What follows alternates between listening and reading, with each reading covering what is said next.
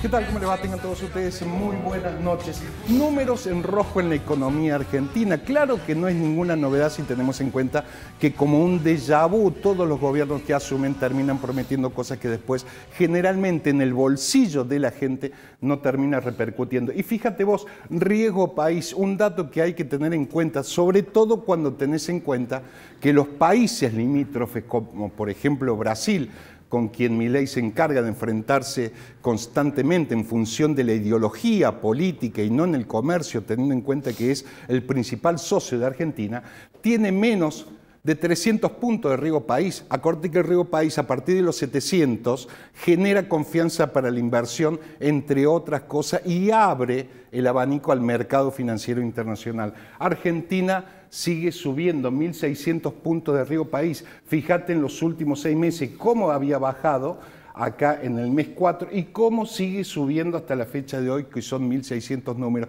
Y te decía, vamos a la siguiente placa, director, los números rojos de Milei, la expectativa que tenía en abril el Fondo Monetario Internacional de lo que iba a caer la economía argentina, un 2,8. El nuevo informe de expectativa que lanza el Fondo Monetario Internacional te marca que en el 2024 la economía argentina va a caer un 3,5. Te decía, riesgo país arriba de 1.600 puntos.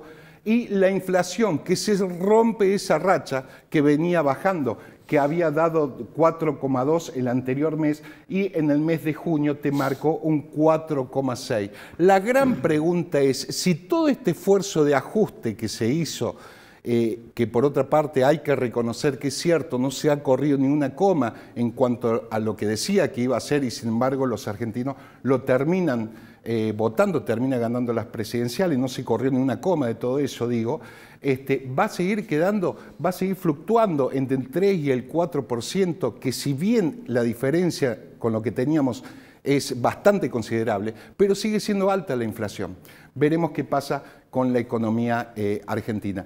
Muy bien, pasamos a un plano más local y que tiene que ver con la rosca política, en este caso con el principal partido de la oposición, que es el radicalismo, que a esta hora, hoy martes, cuando está siendo grabado este programa, van a seguir deliberando, como si no le encantara las internas, el radicalismo, acerca de las elecciones. Recordad que Marcos Carazo ya lleva prorrogado un año prácticamente su mandato.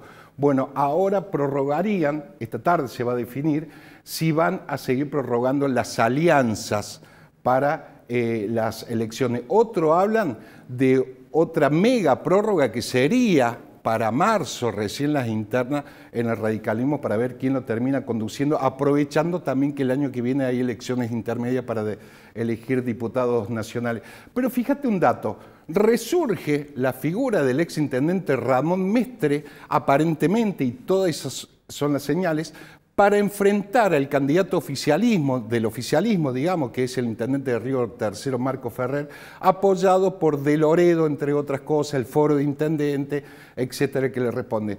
Pero bajo estos núcleos tenés el núcleo de Becerra, ahí, de Sapia, de Mestre, etcétera, para enfrentar lo que sería supuestamente la candidatura de Marco Ferrer para presidir el comité provincial. Pero fíjate esta figura que aparece, que llama la atención, que es del radicalismo auténtico, que es Andrés Torre. ¿Y por qué te digo que le presté atención? Porque aparece sentado en la primera fila. Cuando Andrés Torre sirvió de alguna manera como plataforma para lanzar a la actual vicegobernadora Miriam Prunoto, hoy distanciado de la vicegobernadora, se termina sentando, claro, sin núcleo propio. Habrá que ver con qué núcleo va, si es que termina, en definitiva, inclinando esa balanza. Y un dato, aprovechando un dato de color que tiene que ver con la política, pero también con la Copa América, fíjate el que está al lado, es el padre del Cuti Romero, jugador de la selección. Así están las cosas en el radicalismo hoy. Algunos dicen que en realidad la figura de Mestre, posicionándose como oposición a Marco Ferrer, le serviría más al oficialismo si tenemos en cuenta, y así dicen los simpatizantes, o lo que no le responden tanto a Ramón Mestre, que sería más funcional al oficialismo si tenemos en cuenta que todavía le facturan haber llamado a elecciones para intendente cuando fue intendente en la misma fecha que Schiaretti buscaba la reelección, que si no me equivoco fue allá en el 19. Así está la roca del radicalismo hoy por hoy.